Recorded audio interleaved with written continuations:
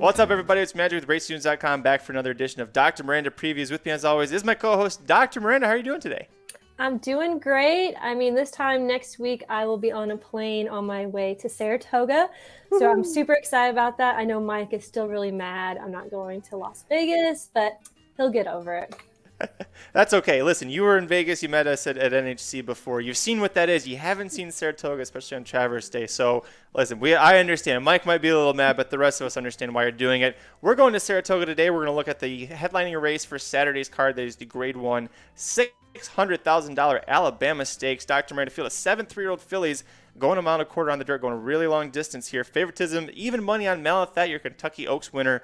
Lost last time out to Maracuja, the 4-horse, was the second choice at 7-2. Take us through the field and then let us know who you're picking to win. Yep, so I am so excited just to get back to this group of fillies again. I followed them all last year up until the Oaks, so I'm really familiar with a lot of them. And a lot of them are showing back here in New York for a rematch. Longer distance is going to be a big question for a lot of these girls, though. Now, to start off, we have the number 1, Crazy Beautiful, out of the McPeak barn. She was very underrated all of 2021, and she was his number 2 horse until Simply Ravishing started having some breathing issues. She finished 2020 at the Breeders' Cup, where she got 6th in the juvenile filly. Then she was at Gulfstream Park in the spring, where that entire field was just a crapshoot the entire meet. You had Hull Bodemeister winning the Devona Dale Gate to Wire, but then she came back to win the Gulfstream Park Oaks and beat the favorite Millie Filly, who has not really done much, has been really disappointing.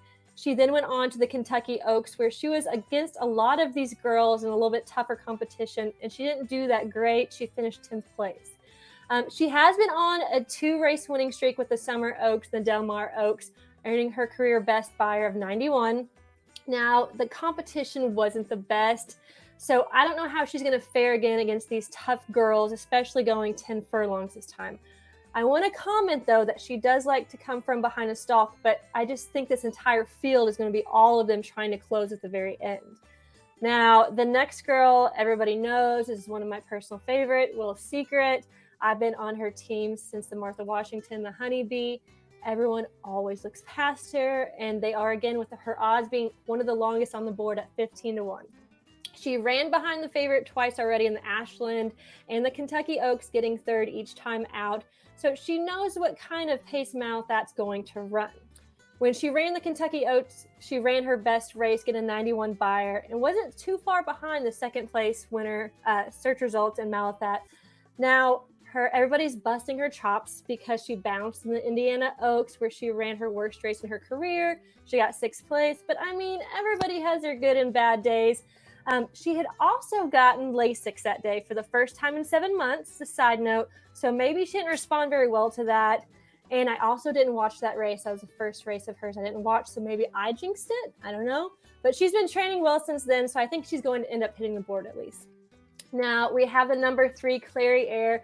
I feel like she's always number 3 when I preview these races. She started out at the top of the division. At the beginning of the year, when she was with Travel Column, battling at Oaklawn all spring, she hasn't won since the Rachel Alexandra, but she has shown up at each and every race with this group of tough fillies. She finished 4th in the Kentucky Oaks, right behind Will Secret, and then went on to the Mother Goose, where she had a terrible start. She stumbled, and then in the CCA Oaks last time out, she straight out just tried to duel with Malathaat, and she came up empty, but I don't think the pace is going to be nearly like it was last time out, and it's not going to be that aggressive, and I think she's going to do a little bit better with the added distance.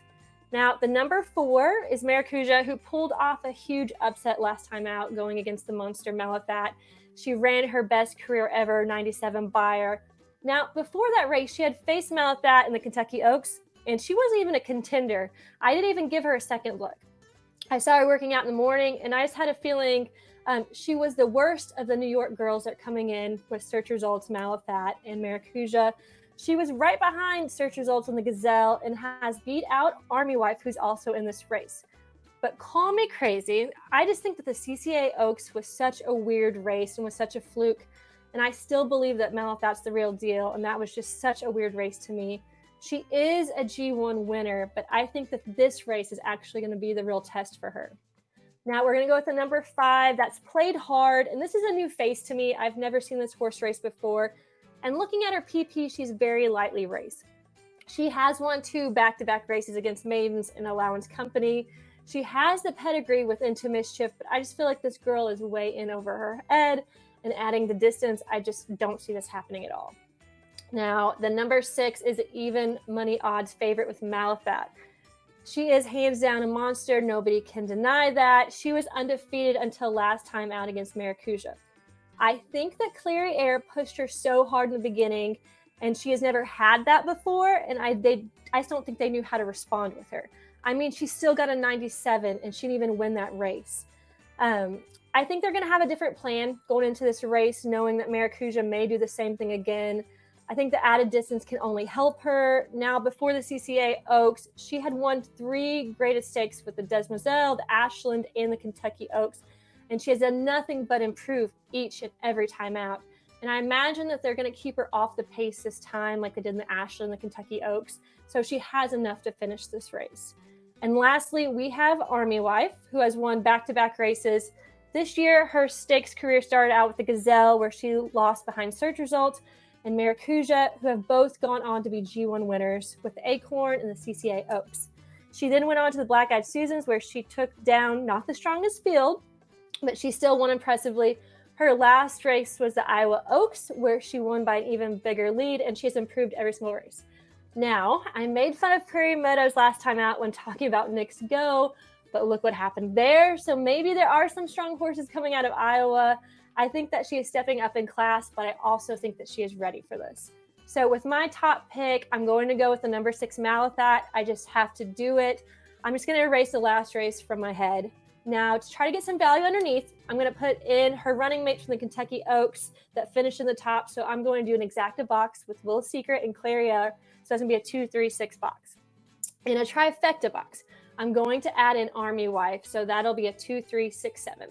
Dr. Miranda learned her lesson going with the horses fading on corn in Iowa. Going to go ahead and add Army Wife to her ticket in the bottom here. Let the folks know at home where they can follow you for all your tips and insight, and to find out if you are indeed watching so they know whether or not to play Will's Secret, the 2-horse. At Miranda Bungie. Make sure you head over to racenews.com. The inside track to the Pacific Classic Stakes wagering guide is now available. Go check that out. We'll be back next week for another episode of Dr. Miranda Previews. Until then, good luck.